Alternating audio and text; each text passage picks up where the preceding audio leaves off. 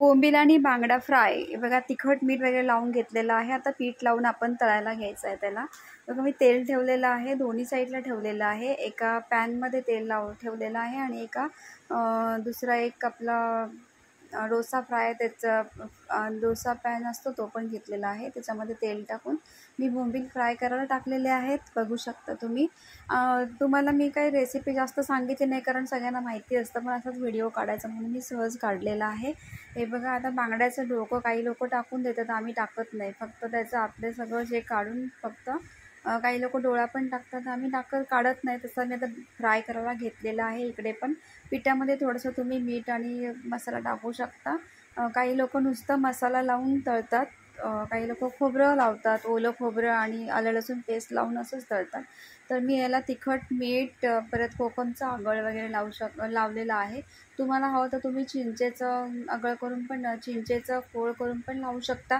आणि आता हे छानपैकी आपण फ्राय करून घ्यायचं. एका साईडून आपले बोंबील छान असे क्रिस्पी फ्राय झालेले आहेत, तुम्ही बघू शकता. आता आपण इकडे बांगडा जो टाकलेला आहे तो आपण आता पलटून घ्यायचा आहे आणि सगळ्या बाजूनी असं व्यवस्थित फ्राय करून घ्यायचं आहे.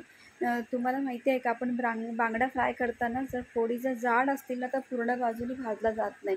म्हणून काय करायचं, दोन्ही बाजूनी चांगलं शेकून झालं की थोडंसं उभा करून असं आपण शेकून घ्यायचं छानपैकी. म्हणजे असं ते जर खालची बाजू जी असते म्हणजे मधली वरची एका साईडची वगैरे ती पण चांगली भाजली जाते. आता हा आपला छानपैकी फ्राय झालेला आहे जवळजवळ. तिकडे बोंबील तर आपले फ्राय झालेलेच आहेत. आपण आता बोंबील पण बघूया. हे बघा, आता हे सगळं उभे करून झाले. थोडीशी जागा शिल्लक राहिली, तिथे मी आता थोडेसे 2-3 बांगड्याचे तुकडे आहेत ते मी आता साईडला ठेवत आहे. म्हणजे काय होईल, आपलं लवकर लवकर होऊन जाईल. वेळ भरपूर लागतो, अशी पण गरमी भरपूर असल्यामुळे ना थोडंसं वातावरण अजून गरम होतं. आपले गॅस पेटलेला असल्यावर चपात्या करताना किंवा मच्छी फ्राय करताना असं जर जास्तीचंच गरम होतं. तर काय करायचं, एक्झॉस्ट फॅन असेल तर लावायचा, आणखीन घ्यायचं फ्राय करायला. जीना जीना जीना रे उडा गुलाल माई तेरी चुनरिया. हे पहा, बोंबील एकदम छान फ्राय झालेले आहेत. आपण आता ताटात काढून घेऊया.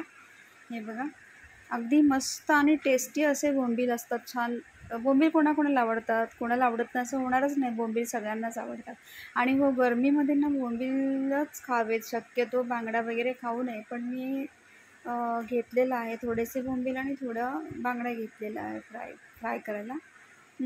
तर तुम्ही काय बनवलं, तुम्ही कोणत्या कोणत्या प्रकारे बनवता, तुम्ही काय काय टाकतात ते मला सगळं कमेंट्समध्ये लिहा. आणि जर माझी रेसिपी आवडली असेल तर लाईक करा, सबस्क्राईब करा. आणि हो, जर तुम्हाला एखादं गाणं गुणगुणलेलं आवडत असेल तर मला ते पण सांगा तुम्ही कमेंट्समध्ये, मी ते पण गुणगुणेन. ओके, चला आता आपण इथे बोंबील काढून घेतलेले आहेत. आता बांगडे पण आपले काढून घेऊया.